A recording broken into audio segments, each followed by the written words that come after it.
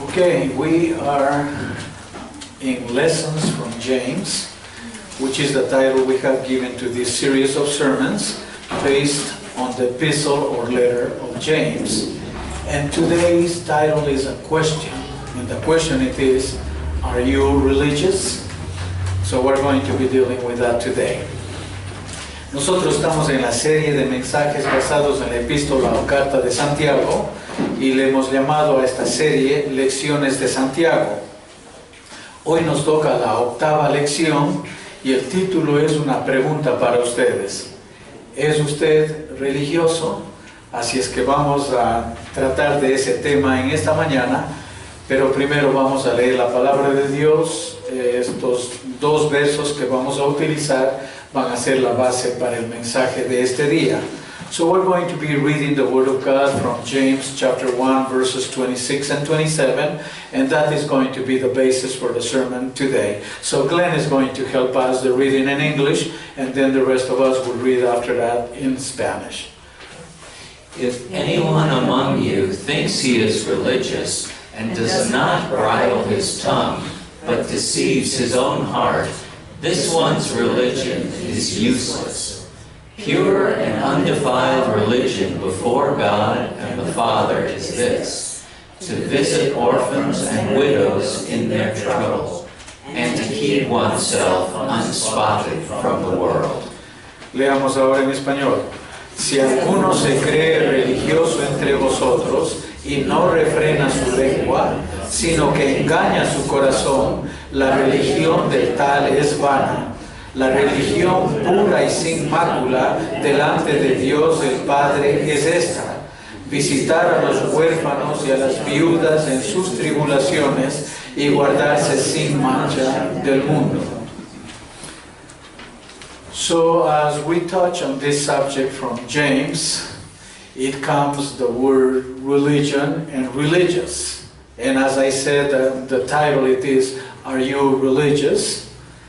Many people hate the word religious or religion. In fact, many people don't want to even talk about religion. They will do anything in their power to avoid a religious conversation. So we try to avoid, in fact, even in some Christian circles, I have heard many Christians say, I am not a religious person, I just have a relationship with God. But don't call me religious, because I am not. Okay, so we're going to clarify, because here it's talking about being religious. El tema que estamos tocando hoy día es usted religioso. Es muy interesante porque el tema de religión es un tema que para muchas personas es incómodo. Algunos nunca quieren tocar el tema de religión y van a hacer todo lo que de lo que se pueda hacer para evitar la conversación de religión. Parece que política y religión es para hacerse enemigos, ¿sí o no? Entonces evitamos muchas veces el tema de la religión. Entonces he escuchado a muchas personas que eso es algo en lo que no se quiere meter si se quiere mantener la amistad. Para otros, inclusive dentro de las iglesias, he escuchado la siguiente frase: yo no soy religioso, yo tengo una relación con Dios, así es que no me llame religioso. Entonces le vemos a la palabra religión y religioso como algo muy negativo, hasta ofensivo. Entonces quisiera aclarar esas cosas para saber cómo debemos funcionar ante este tema de la religión y siendo o no siendo religioso. Okay? So what we're going to do is, first of all, we're going to try to clarify certain terms so that by common understanding we would be able to agree on certain things so that this subject won't be offensive to us. First of all, we need to understand what is a religion. A religion is a set of beliefs around a divinity or divinities. That is plain and simple religion. a set of beliefs around a God or gods, or a divinity or divinities. So if you believe in a God or in many gods, that set of concepts, of thoughts, of beliefs that you have or convictions that you have, then that is a religion. And who is a religious person? Somebody who has a belief in the existence of God or gods, and you have certain set of beliefs. In other words, if you believe in God, it is impossible for you not to be religious. Whether you like it or dislike it. That is the reality. Because think for a little while, what if somebody knows that I am a pastor, that I preach the Bible, that I am a Christian, and I say to somebody, let's say an atheist, that I am not a religious person, what that person will think of me? That I am denying reality. And if I am denying reality, what's happening with me? I'm crazy. Because I am in denial of reality. Because mental health, it is being in touch with reality. So if you believe in the existence of God, and you have a certain set of beliefs or convictions, then automatically you are a religious person. Even if that title is offensive to you. So that's one of the things I would like to clarify at this time. El primer concepto que nosotros tenemos que aclarar es, ¿qué es religión? Religión simple y llanamente es tener un grupo de creencias o convicciones relacionadas con un Dios o con dioses. Es tener un grupo de creencias relacionadas con la existencia de un Dios o de dioses. Eso es religión. ¿Y qué es ser religioso?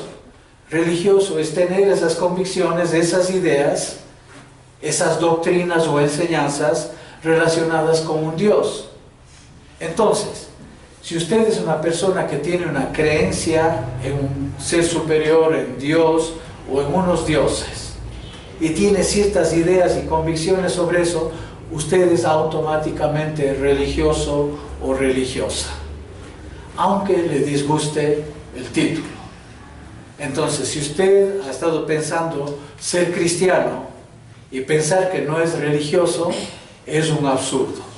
Les pongo en esta ilustración. Estoy conversando con una persona atea y le cuento a esta persona atea que yo creo en la existencia de Dios, que me considero cristiano y que tengo ciertas convicciones. Pero le digo al ateo, pero ¿sabe qué? Yo no soy religioso. ¿Cómo voy a parecer a esta persona? Como alguien fuera de la realidad, que no se entiende ni a sí mismo, en otras palabras, que estoy loco. ¿Sí o no? Entonces, yo soy religioso, me guste o no me guste el título. Y si usted cree en Dios y tiene algunas creencias sobre Dios, es automáticamente religioso. Entonces, por allí tranquilicémonos, calmémonos y aceptemos la realidad. Porque si no queremos aceptar la realidad, quedaremos como locos, como tarados, como fuera de la realidad ante las demás personas. ¿Ok? Entonces, si es que usted utilizaba la frase, yo no tengo una religión, sino yo tengo una relación con Dios, usted tiene las dos cosas. Tiene religión y tiene relación con Dios. ¿Sí me entiende? Porque no hay cómo evitar eso. Simple y llanamente, no es posible tener una relación con Dios y no ser religioso. Entonces, ¿en qué vamos a terminar? Básicamente, aceptando que somos religiosos ahora, de acuerdo al texto que estudiamos, que leímos en esta mañana, tenemos que tratar de definir, ¿soy un buen religioso o un mal religioso? So basically where we will come down as we face this scripture, it is not the issue if you are religious or not, because you are. Unless if you don't have any belief in any God. If you're a complete atheist, then you don't have a religion. But if you are not an atheist, you have a religion. So what we need to determine according to the passage that we have this morning, it is if you are a good religious person or you are a bad one. That's what we need to define. So if you had a way of saying, I don't have a religion, I only have a good relationship with God, well, let me tell you, you have both. You have a religion and you have a good relationship with God. But you cannot avoid this issue of being religious, so we will just find out how to be a good religious person or a bad one. That's where we're going to emphasize. So we have 3 parameters that we're going to use to determine what kind of religiosity you practice, what kind of religion you practice, what kind of religious person you are. So we're going to talk about 3 specific qualities according to the passage that we have with us. Entonces, en esta mañana lo que vamos a hacer es lo siguiente. Como no hay cómo evitar esto de ser religioso, esto ya tenemos que acostumbrarnos, entonces más bien lo que vamos a determinar es, siendo religioso, usted determina si es buen religioso o mal religioso. ¿Sí me entiende? ¿Es bueno o es malo? Y hay 3 características de acuerdo a este pasaje que nosotros vamos a analizar. Así es que vamos a ir a la primera. So we're going to the first characteristic. If anyone among you thinks he is religious and does not bridle his tongue, but deceives his own heart, this one's religion is useless. It's bad. It is useless. So what is the first condition to be a good religious person? To bridle your tongue.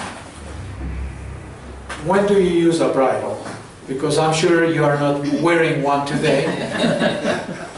Control a horse. A horse. The horse needs a bridle so that you can direct the horse as you wish. So it is something under control. So to bridle the tongue is an expression to say, the first thing, if you consider yourself you're a good religious person, you have to be in control of your own tongue. Because through what we say, we give ourselves good reputation or bad reputation, isn't it? Yeah. So, by the things we say, by the words that we use, and the way we say things, we're exposing ourselves to those who surround us. And so for that reason, James is saying, if you don't have control of your tongue, then don't think. Don't think you're a good religious person. In fact, your religion is vain because you are deceiving yourself. It is an act of self-deception. Entonces miremos cuál es la primera característica de una persona que tiene una buena religión, que sí es un buen religioso. Y en el verso 26 dice lo siguiente: si alguno se cree religioso entre vosotros y no refrena su lengua, sino que engaña su corazón, la religión del tal es vana, no vale para nada. Es mala religión. La palabra refrenar viene del sustantivo freno. No sé si ustedes tienen frenos en este momento en su boca. Posiblemente no. Estoy más seguro que ninguno de nosotros estamos con freno, porque el freno es lo que se utiliza en los caballos para poderles controlar y guiarlos. Entonces esta expresión de freno y frenar y refrenar es la expresión que nos ayuda a entender que tiene que nuestra lengua estar bajo control, que no podemos hablar a la ligera, porque de lo que hablamos la gente nos conoce y nos ganamos buena reputación o mala reputación. ¿Es o no es así? Por medio de lo que hablamos, la gente saca conclusiones sobre nosotros. Y eso es, nos guste o no nos guste. Por ejemplo, el orgullo se manifiesta claramente a través de las cosas que decimos, ¿sí o no? El orgullo se manifiesta principalmente a través de nuestras palabras. Y a veces el orgulloso no se da cuenta. Por eso dijo alguien, y puso de esta manera, que el orgullo es la única enfermedad conocida que hace que todos los demás se sientan mal, menos el que lo tiene. Repito, el orgullo es la única enfermedad conocida que hace que todos los demás se sientan mal, menos el que lo tiene. Eso no es auténtico. So I was saying that, one of the things that we show in our speaking is especially the weakness of pride. And it is interesting that many times the proud person is showing off his pride or her pride, and he doesn't even realize that he's being proudful. But the rest are experiencing the ugliness of that. So somebody said the following in regards to pride, that pride is the only sickness known to man that makes everybody else feel bad except the one who hasn't. Isn't that a reality? Makes everybody feel bad except to the one who hasn't. And if you are related to a proud person, how embarrassing that is. Or whenever you are in front of a proud person, it is embarrassing many times. And how do you show that kind of pride? It is usually through our speaking. So we have to be careful of ourselves, because we never know when we are giving ourselves bad reputation by the way we talk about ourselves. Or about many other things too, but especially about ourselves. So if we don't control our tongue, like sometimes we want to preach everybody, and we want to tell them how they ought to behave.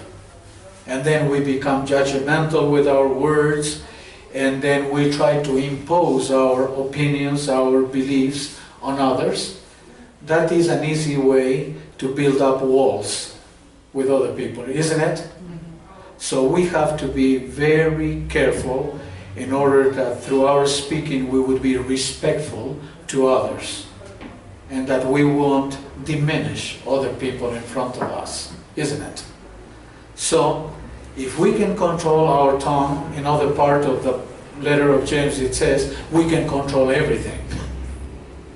So if we can control the tongue, we can control everything else.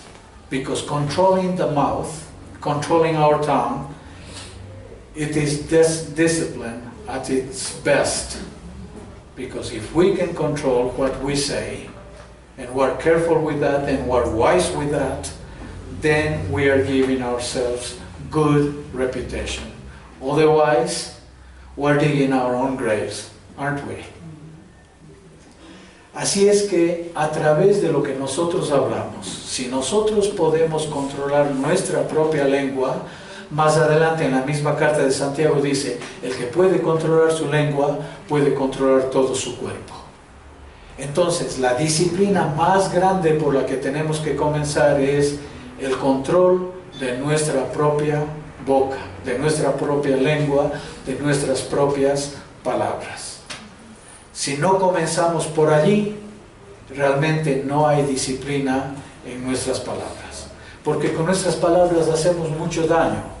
A veces, por ejemplo, nos convertimos en jueces de otros, o les tratamos de corregir cómo deben comportarse, y de repente comenzamos a querer controlar a las personas a través de nuestras palabras. y cómo nos sentimos cuando alguien nos dice cómo debemos portarnos y cómo debe ser nuestra conducta y nos quieren controlar en eso. ¿Nos sentimos felices y agradecidos o nos comienza a chocar? Generalmente nos comienza a chocar. ¿Sí o no? Porque el consejo que no se les ha pedido, nos están dando. Y a veces nos creemos consejeros de todos los demás. Y esa es una equivocación. Entonces, a través de las palabras que hablamos, allí demostramos nuestra disciplina o nuestra indisciplina. Y la disciplina de la vida comienza aprendiendo a controlar nuestra propia boca, porque el que no controla su boca va a ser indisciplinado en muchas cosas más. Por allí se le comienza a conocer a la persona. ¿Estamos hasta allí entonces? Para ser buen religioso hay que controlar la boca. So in order to be a good religious person, the first discipline it is to control our own mouth.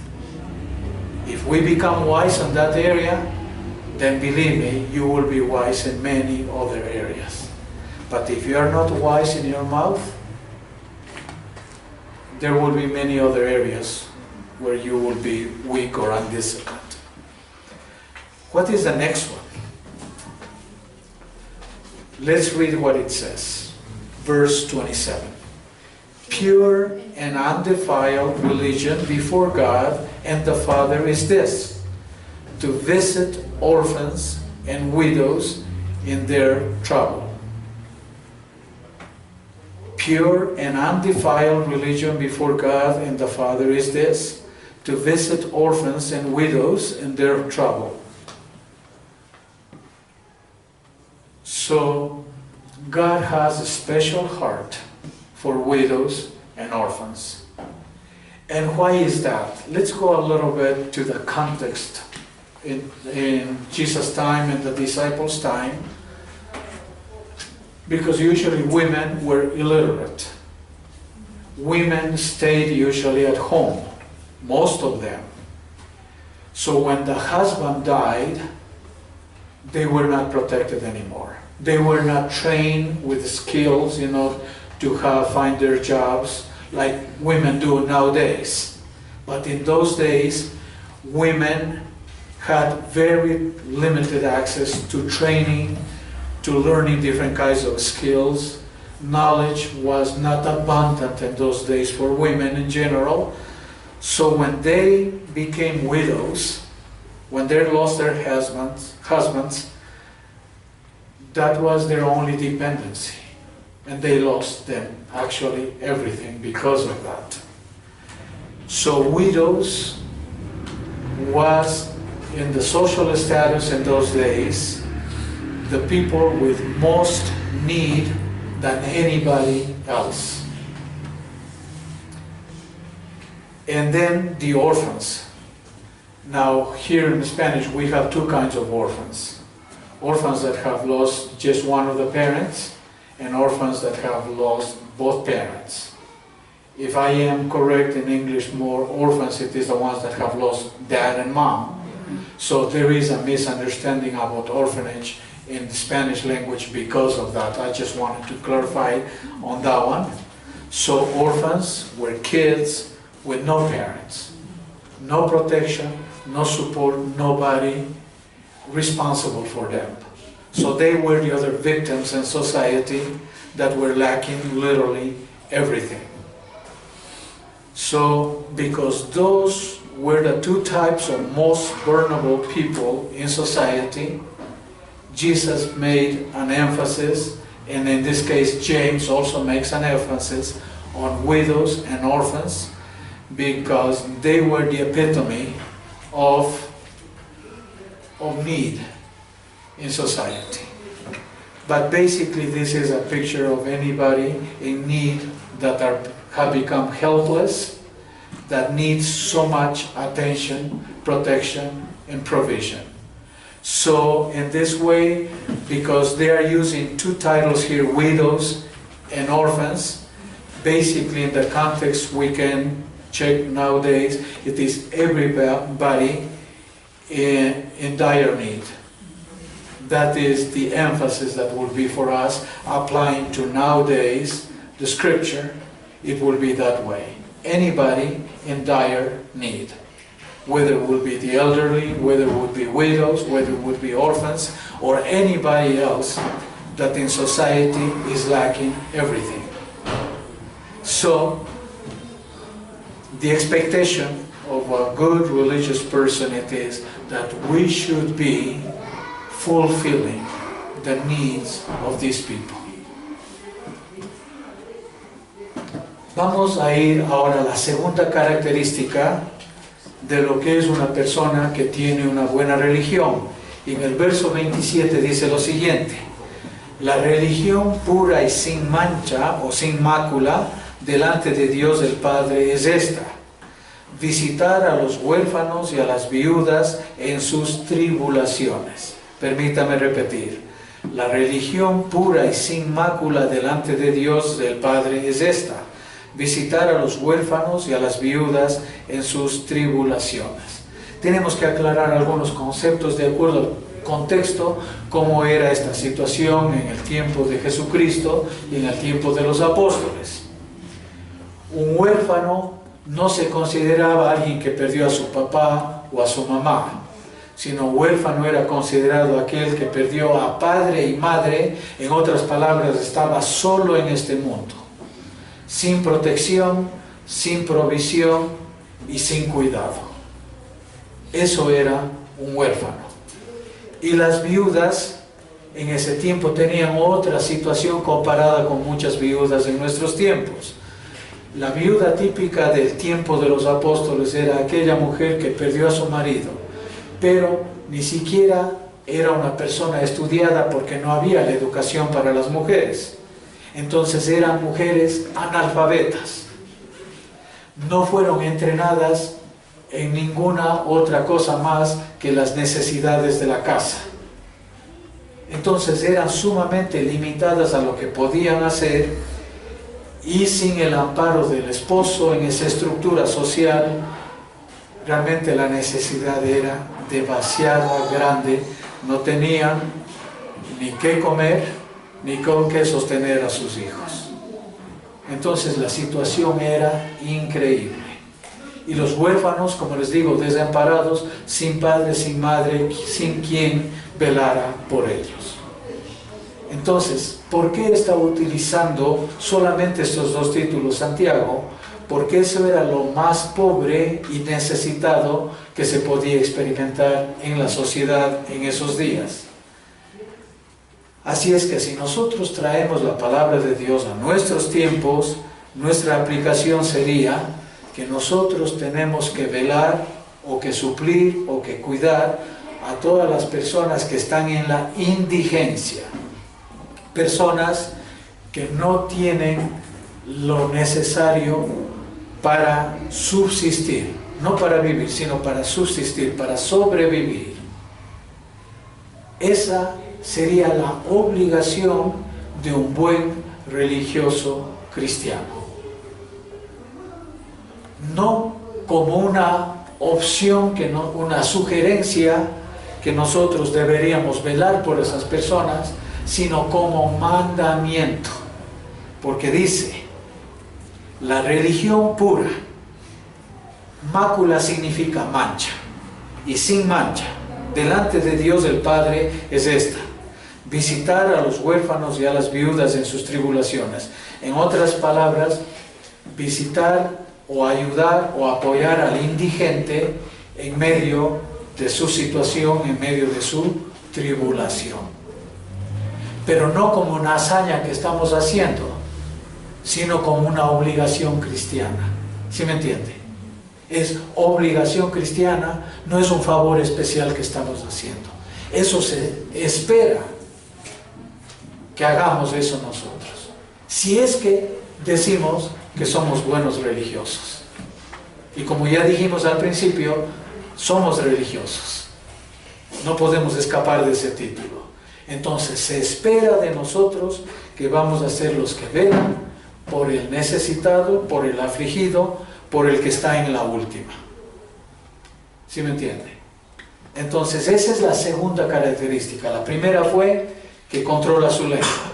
La segunda característica del buen religioso es que vela por las necesidades del más necesitado, perdonen la redundancia. Que velamos por el más necesitado.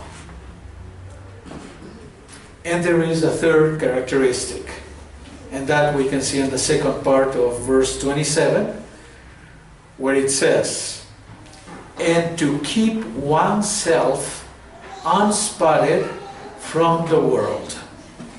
And to keep oneself unspotted from the world. Are we spotless?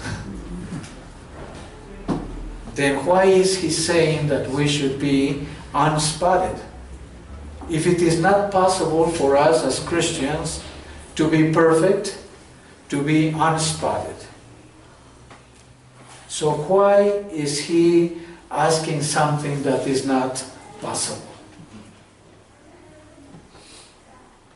What is going on in your mind right now as you hear this request? That means not that we don't fail. It is not that we don't have spots in our lives, but that we do our best to be holy, to be pure before God, to be people of integrity, to be people of our word, that we don't take Christian behavior lightly, that we are committed to walk the walk in obedience to God, that we are not mediocre. That is the idea, that we don't allow ourselves to be just like the rest of people, but that we commit ourselves to be above in a certain standard that is pleasing to God. Therefore, mediocre Christianity, it is not acceptable. Unfortunately, too many of us have taken Christianity in such a mediocre, lukewarm way, and we're happy, comfortable, and satisfied. But according to this scripture, the emphasis is so high, saying unspotted, just to emphasize the urgency and the need for Christian excellence. So that is our call, that is our duty, to try to be the best we can be. Well, there is a commercial for, I think, for the army, be the best you can be. Yeah. Well, that should be applied to us, because also we're in the army of God anyway. So, even if you were not recruited, you are already in it. So, you have to be the best you can be. And I have to be the best I can be. If I start accepting to myself, oh, I'm just a sinner saved by grace, and I will live as a normal human, then we are committing a terrible mistake of the commitment we have acquired with God. Because He has called us to be holy. Holy is people in obedience to God. People that like to obey God. Ahora, en la última parte, la tercera característica dice lo siguiente en el verso 27. Y guardarnos sin mancha del mundo. Y guardarnos sin mancha del mundo. ¿Usted conoce algún cristiano perfecto? Sin mancha. ¿Y por qué aquí Santiago está tan exagerado el hombre que nos está pidiendo que nos mantengamos sin mancha del mundo? ¿Será eso posible? Entonces, ¿qué nos quiere decir con esta frase? Con esta frase básicamente es el énfasis, que se supone que el cristiano está comprometido con Dios para vivir una vida de obediencia a Dios, una vida santa, consagrada a Dios. De tal manera que nuestra tendencia común como cristianos humanos que somos, es a veces nos contentamos, bueno, yo soy pecador, salvado por la gracia de Dios, y puedo vivir mediocremente. No puedo ponerme en ese estándar tan alto, equivocado. Dios nos ha llamado a una vida nueva, una vida que honra a Dios.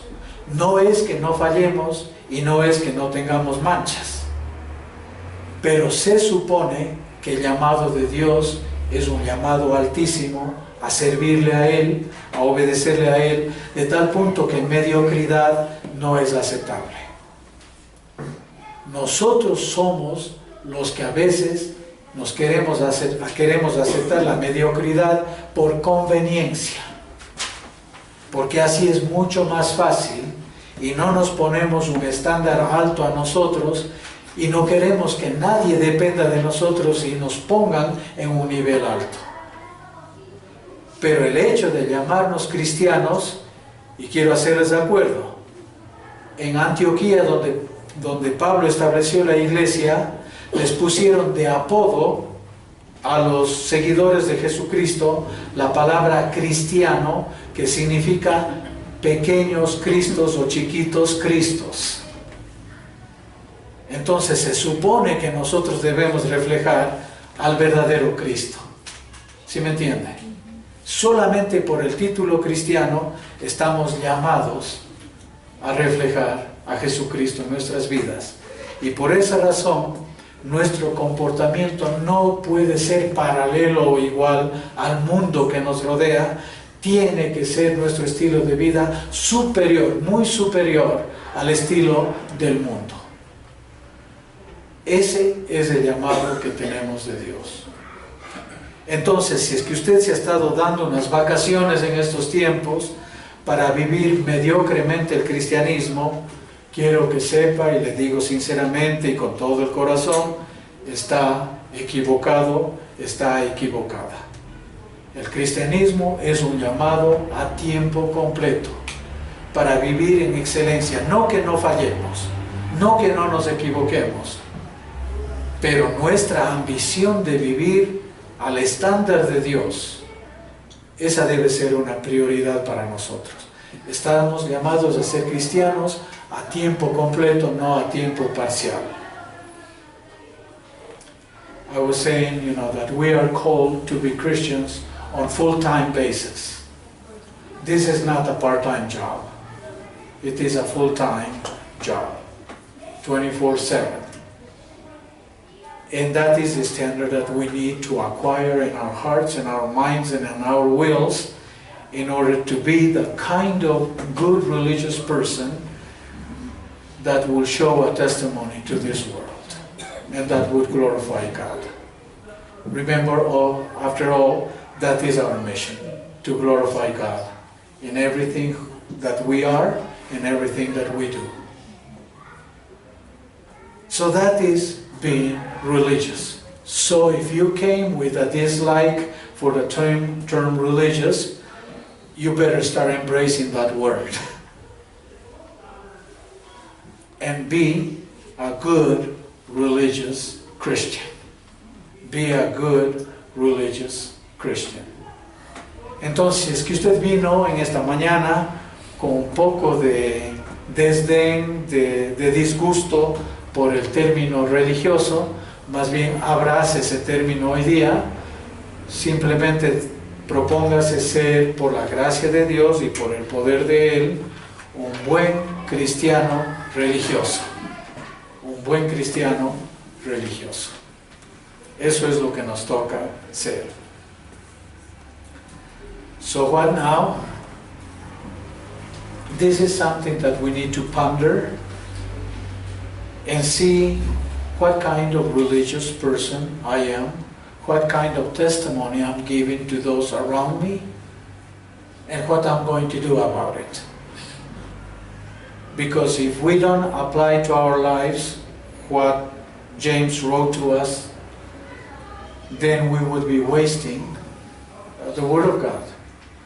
So something has to be done. Some area needs to be paid attention, isn't it? Some attitude will have to change. Entonces, ¿qué vamos a hacer ahora? Como la palabra de Dios está expuesta aquí, nos ha hablado, tenemos que reaccionar, tenemos que hacer algo. Entonces, tal vez hay alguna manera de pensar que tenemos que cambiar, tal vez es una actitud que tenemos que corregir, tal vez es algo, alguna pereza, algún vicio que tenemos que comenzar a salir de allí, pero este es el tiempo de comenzar a dar un buen testimonio, porque recuerde, para el mundo usted da un buen testimonio de que tiene una buena religión, o usted es la contradicción a su religión, la piedra de tropiezo, que no ayuda que otros conozcan a Dios solo porque usted porfía en no andar como Él quiere. ¿Estamos hasta allí? Entonces algo vamos a tener que hacer esta mañana. Entonces mi recomendación es, vamos a tener un tiempo de oración en silencio para que usted solito, a solas con Dios, ponga en orden su vida. Si es que desea, desde luego, porque nadie le puede obligar, pero por lo menos tiene esta oportunidad ahora. So what we're going to do right now is we're going to have a time of silent prayer, so you can deal with God if you wish to do that. Nobody can force you to do anything, but if it is your wish to do something with God, this is your chance. Let's have a silent prayer for right now. Oremos. Dear Heavenly Father, please help us this week to shine with your light, to be a good example to others, and to show others that the religion that we profess is a good one through our behavior. So Father, help us, because we do need you.